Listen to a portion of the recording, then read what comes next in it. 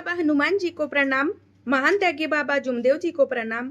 परमात्मा एक, मी बाबाची सेविका ज्योती जगने तुमच्या समोर एक अनुभव सांगत आहे। प्रचार प्रसारच्या माध्यमातून मी तुम्हाला अनुभव कळवण्याचा प्रयत्न करते, कारण जे अनुभवाच्या माध्यमातून माझे सेवक, दुखी कष्टी सेवक, कारण ह्या मार्गामध्ये आपण दुखी कष्टी सेवकच आलेलो आहोत जी। इथं करोडपतीची गरज नाही आहे, आपण दुखी कष्टी गरीब लोकांसाठीच बाबांनी हा मार्ग तयार केलेला आहे। मार्गदाता म्हटलं होतं मी तुम्हाला, आणि मुक्तिदाता यांच्यावर एक असं अनुभव सांगत आहे। मार्गदाता म्हणजे आपल्या मानव धर्माच्या रूपामध्ये जे जन्माला आले आणि आपल्यासारखे मानव दुखी कष्टी सेवकांसाठी जे प्रचार प्रसारच्या माध्यमातून आणि आपले दुःख दूर करून एका भगवंताला, एका परमेश्वर आपला प्राप्त केले, ते आहे मार्गदाता। मार्गदाता म्हणजे आपले महान त्यागी बाबा जुमदेवजी आहेत जी। त्यांनी काय नाही केले, त्यांना एक व्यक्तीने हा मंत्र दिला आणि काय सांगितलं की ह्या मंत्रामुळे तुम्ही मरू पण शकता, बैरे पण होऊ शकता आणि आंधळे पण होऊ शकता। पण त्यांनी काही विचार केलं नाही, कारण त्यांचे मुलं, जे महान त्यागी बाबा जुमदेवजीचे मुलं आणि भूतबाध्यामुळे जे ग्रसलेले होते, त्यांच्यानी ते खूप परेशान होऊन गेले होते जी। बाबांना आखाड्याचा खूप छंद होता। चौथ्या वर्गापर्यंत मराठी मीडियम शिक्षण घेतले आणि आई वडिलांच्या परिस्थितीमुळे त्यांनी चौथ्या वर्गापर्यंत शिकले आणि समोरचे शिक्षण बंद केले जी।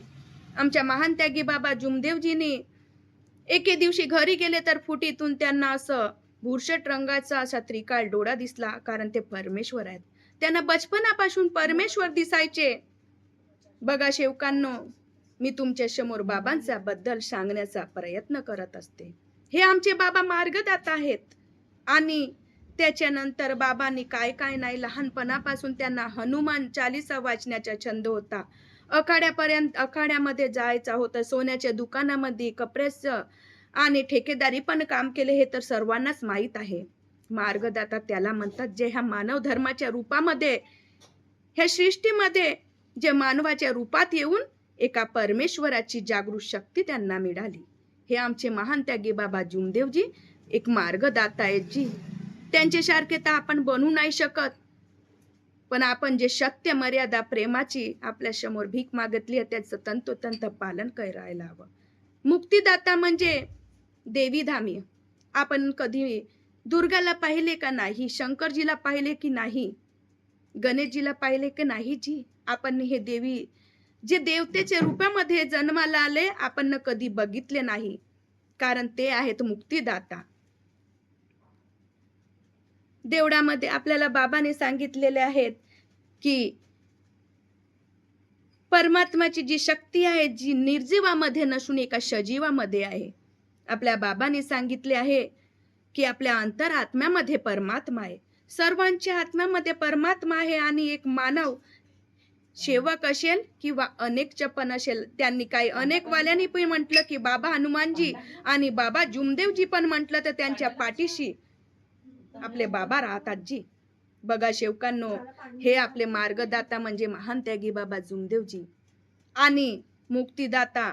जसे गणेशजी पण मानतात किंवा दुर्गा पण मानतात किंवा कोणती पण वस्तू असो अशी, ही आहे मुक्तिदाता। आपण कधी डोळ्याने बघितले नाही, याला म्हटलं आहे मुक्तिदाता।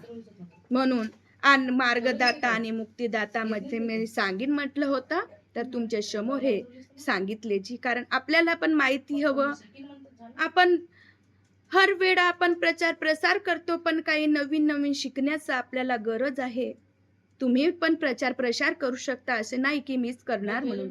आपण ज्या मार्गामध्ये भगवंताच्या समोर पहिल्या दिवशी मर्याजी भगवत नाम पर हे शब्द देऊन ह्या मार्गामध्ये मेलेलो आहो, एका परमेश्वराच्या चरणी जी। त्याचा तंतोतंत पालन करायला हवं। कसं आपण त्यागी पण झालो तर आपले दुःख दूर होत नाही, कारण आमच्यावर बी आपत्ती आल्या, आमच्या चुकामुळे आमच्यावर आपत्ती आल्या जी। त्याग झालं म्हणजे शहाणा झालं असं समजा नको।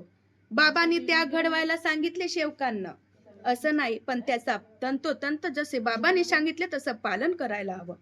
बाबांची पहिली परीक्षा बाबांनी 21 दिवसाच्या विधीमध्ये त्यांच्या भावाच्या मुलीवर अंगाला असे फोडे आलेले होते की त्यातून असा दुर्गंध वास यायचा आणि ब्लड सारखा पाणी निघायचा.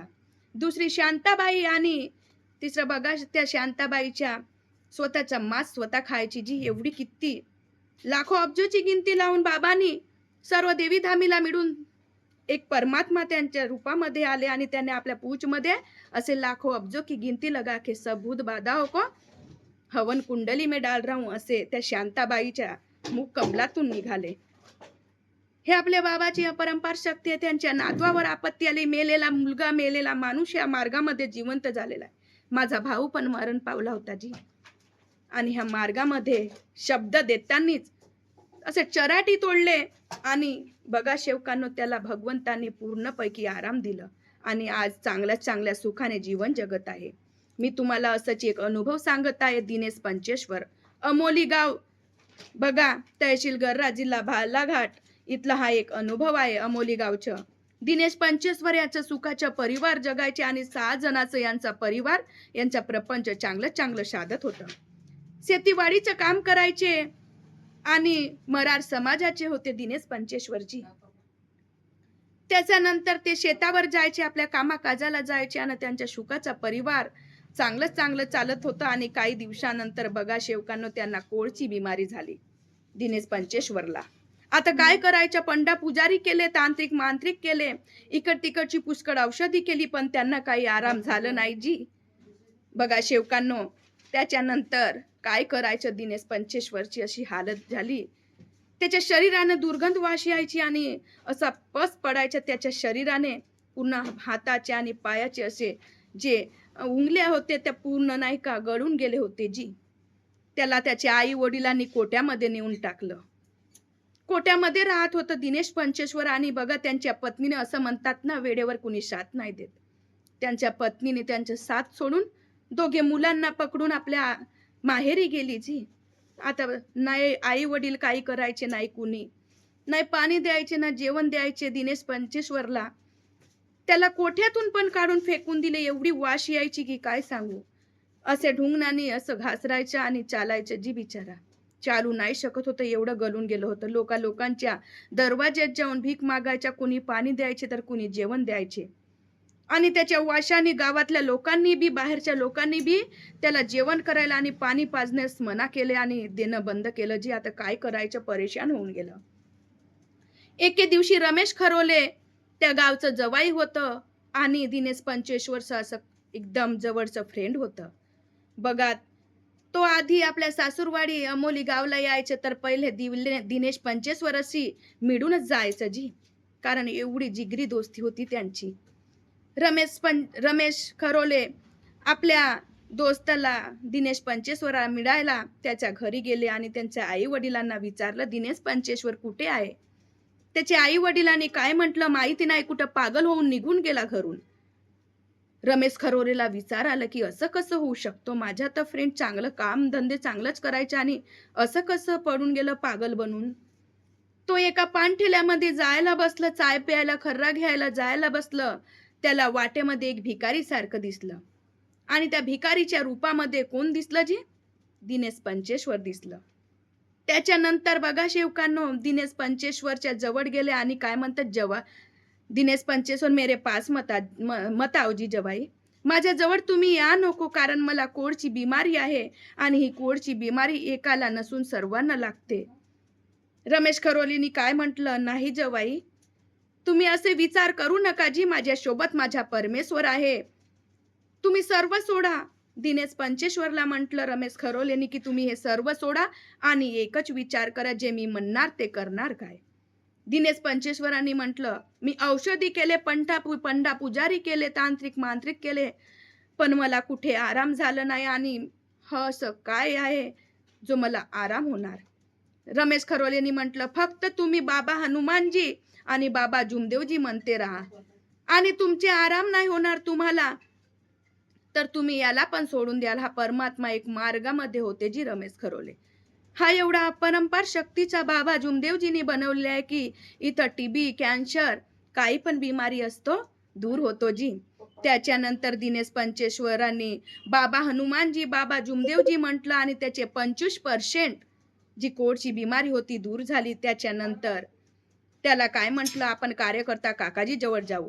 कार्यकर्ता काकाजींजवळ नेले त्याला आणि भोयर काकाजी होते त्यांच्याकडे गेले पण त्यांनी भोयर काकाजींनी कार्य देण्यास मना केले. त्याच्यानंतर आता काय करायचा विचार केले आणि गर्ऱ्यामध्ये एके दिवशी कार्यक्रम होते आणि गावोगावचे तिथे सेवक कार्यकर्ते लोक त्या गर्ऱ्यास्थानी गेलेले होते. तिथे त्याला पण रमेश खरोलेनी दिनेश पंचेश्वरला तिथे नेले आणि तिथे काय म्हणतात, त्यांच्या गावाच्या जवळ एक भोयर काकाजी असतात पण त्यांनी कार्य देण्यास मना केले. म्हणून तिथे कार्यकर्ता काकाजींजवळ एक चिठ्ठीमध्ये लिहून मागितले की याला कार्य मिळायला हवं, कारण याच्यासोबत परिवार नव्हता जी, आणि काय म्हणतात सर्व परिवार सोबत असायला हवं, म्हणून तेव्हाच आपले दुःख दूर करतात. म्हणून हे शब्दामध्ये कार्यकर्ते साहेब आपल्याला सांगतात जी, पण काय करणार, कोडच्या बिमारीमुळे परेशान होऊन गेले होते. भगवंत सर्वांसोबतच असतो असे नाही की नाही म्हणून. त्याच्यानंतर एका चिठ्ठीमध्ये लिहून दिले कार्यकर्ता काकाजींनी की याला कार्य द्या तुम्ही म्हणून. याचे बिमारी बाबा हनुमानजी आणि बाबा जुमदेवजी म्हणाले तर 25% दूर झाले तर तुमचे जे शब्दामुळे परमेश्वर उभे असतात त्या परमेश्वराची कृपा कार्यामुळे यांची 100% पण बिमारी दूर होऊ शकते जी. म्हणून असे लिहून दिले कार्यकर्ता काकाजींनी आणि भोयर काकाजींकडे ते चिठ्ठी नेण्यात आली आणि भोयर काकाजींनी त्याला कार्य दिले. त्याला कोट्यामध्ये नेले आणि त्या कोट्यामध्येच कार्य करायला बसले दिनेश पंचेश्वर. बघा शेवकांनो, त्याचे 50%. त्याच्यानंतर सतत कार्य करता करता 100% बिमारी दूर झाली जी. कोडची बिमारी, जो गळलेला माणूस चालायला बसला ना आपल्यासारखं शरीर झालं त्याच्याची. त्याच्या आई वडिलांनी त्याला घराच्या आत बोलवले. कार्य सर्व परिवार मिळून केले. त्यांच्या पत्नीला माहित झालं की माझ्या पतीला सुधारले म्हणून कसं, जेवढी कोडची बिमारी होती दूर झाली म्हणून पत्नीपर्यंत ही गोष्ट गेली तर तिची पत्नी मुलाबाळांना घेऊन परत आली जी त्यांच्याजवळ. सर्व भगवंतांनी बघा पूर्ण परिवार मिळवला. त्याच्यानंतर एवढा कारोबार चालायचा की काय सांगू, डाल्यानं धंदा करायचं. लोक असे त्यांना नमस्कार करायला लागले जी, जे ओळखायचे नाही आणि त्याला आपल्या दरवाज्यात नाही येऊ देत होते. ह्या कोडच्या बिमारीमुळे बाबांनी त्यांची पूर्ण बिमारी दूर करून त्यांचा परिवार बी मिळवला आणि सर्व जे त्याच्या गावाजवळचे किंवा धंदा पण करायला लागले तर सर्व गावचे आणि बाहेरचे त्याला नमस्कार करायला लागले. एवढी भगवंताची अपरंपार जागृत शक्ती आहे. मी तुम्हाला सतत सांगती राहते प्रचार प्रसारच्या माध्यमातून. मी बाबाची सेविका ज्योती जगने. सर्वांना माझा आदरपूर्वक नमस्कार जी. इथेच नाही तर आपल्या ज्या लोकांना माहिती नाही आहे की ह्या परमात्मा एक मार्गामध्ये किती शक्ती आहे, त्यांना पण जाणण्याची गरज आहे. दुखी राहा नको जी आणि परमात्मा एक मार्ग अपनवा. सर्वांना माझा आदरपूर्वक नमस्कार जी. नमस्कार दादा आणि ताई.